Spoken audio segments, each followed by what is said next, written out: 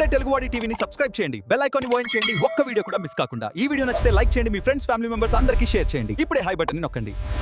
మన AP peoples లో దాదాపుగా టొబాకోని 40% కేంద్రం అంటే దాదాపు పైనుంచి అన్ని అంటే ఒక టొబాకో అనే కాదు కొన్ని అంశాల మీద కూడా జిఎస్టీ అనేది పెంచడం జరిగింది.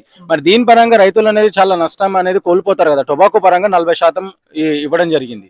మరి మీరేమంటారు? నిజంగా రైతులు నష్టపోవడం అనేది చాలా అంటే చాలా బాధాకరం. ఎందుకంటే 40% ఇది జిఎస్టీని పెంచడం అనేది ఎంతవరకు కరెక్టో మీకే తెలియాలి. ఎందుకంటే రైతులండి వాళ్ళకి ఏం తెలుస్తుంది? రైతుల మీద మీ పన్నులు వసూలు చేయడం ఎంతవరకు కరెక్ట్? అసలు రైతుల మీద మీరు వాళ్ళ చెమట వచ్చి వాళ్ళు పండించుకునే పంట మీద మీరు జిఎస్టీ వేయడం అనేది కరెక్ట్ కాదు అసలు. ఎందుకంటే దాని వెంటనే తీసేయాలని చెప్పేసి కూడా మేము కోరుతున్నాం. ఇదేమైనప్పుడు రైతాంగాన్ని రాష్ట్ర ప్రభుత్వాలు కానీ సెంట్రల్ గవర్నమెంట్ కూడా కాపాడుకోవాలి.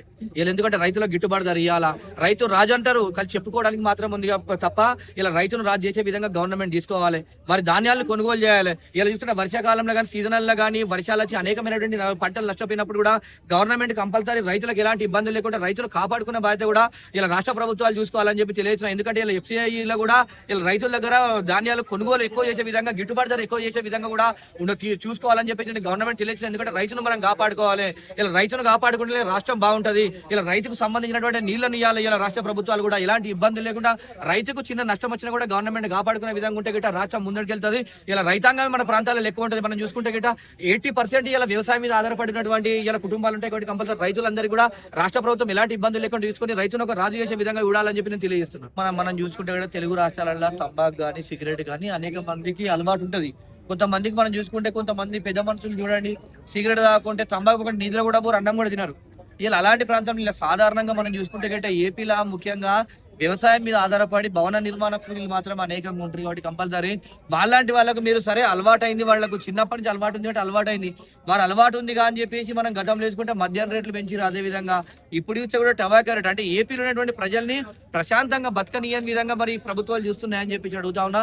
ఏదేమైనప్పుడు కూడా ప్రతి రేటు కూడా ఒక డెవలప్మెంట్ లేని అభివృద్ధి లేని రాష్ట్రంలో పెంచుతారు. అభివృద్ధి ఉన్న రాష్ట్రాలలో పెంచాలని చెప్పేసి నేను అనుకుంటాను. ఇప్పుడు ఇలా మనం చూసుకుంటే తెలంగాణ ప్రాంతం కానీ బెంగళూరు కానీ ఢిల్లీ కానీ అట్లాంటి రాష్ట్రాలను పెంచండి. ఎందుకంటే అక్కడ రాజధానిలో ఉన్నాయి, అన్ని నిర్మాణాలు ఉన్నాయి, డెవలప్మెంట్ అయింది. కొత్త రాష్ట్రాన్ని తీసుకున్నప్పుడు కొత్త రాష్ట్రంలో ఎలాంటి సదుపాయాలు ప్రజలు కూడా అనేకమైనటువంటి జీవనాధారం లేనటువంటి రాజధాని ఇక్కడ అసలు పని దొరకనటువంటి రాజధానులు ఉన్నటువంటి ఆ ప్రాంతాలలో ఇలా రేట్లు పెంచితే ప్రజలు ఏం కావాలి అంటే స్పెషల్ ప్యాకేజ్ ఇస్తున్నారు అని చెప్పేసి సెంట్రల్ గవర్నమెంట్ మరి రాష్ట్రం దగ్గర నుంచి మరి డబ్బులు వసూలు చేయాలని చెప్పేసి మరి ఆ విధంగా మీరు ట్యాక్సులు పెంచురా ఏదో అర్థం కావట్లేదు. ఏదేమైనప్పటికీ కూడా ఏపీలో సాధారణమైనటువంటి ప్రజలు బతకడానికి కోసము అసలు ఇలా భారంగా మారింది. ఇలా కంపల్సరీ తక్షణమే సెంట్రల్ గవర్నమెంట్ స్టేట్ గవర్నమెంట్ ఒప్పించి ట్యాక్సులు అనే విధంగా తక్కువ విధంగా ఉండాలని చెప్పేసి ప్రజలకు ఎలాంటి ఇబ్బంది లేకుండా చూసుకోవాలని చెప్పి నేను తెలియజేస్తున్నాను. ఎందుకంటే ముఖ్యంగా మన తెలుగు రాష్ట్రాల్లో ఏపీలో చూసుకుంటే గట్రా మనకి ఇన్కమ్ వచ్చి ఏంటండి మందు మీద, సిగరెట్ల మీద, టొబాకో మీద. కాబట్టి కంపల్సరీ దాని మీద మరి ఎక్కువ పనిచేస్తే ప్రజలపైన అనేకమైనటువంటి ఇబ్బందులు పడతాయి. ఇలా సాధారణ వ్యక్తి జీవించాలన్న కూడా ఇలా ఏపీలో ఇంత కష్టమవుతుందంటే దారుణమైనటువంటి పరిస్థితి కనిపిస్తుంది. గవర్నమెంట్ ప్రజలను అందరి సాధారణ ప్రజలను దృష్టిలో పెట్టుకొని ట్యాక్స్లను ఇవ్వాలని చెప్పి నేను డిమాండ్ చేస్తాను.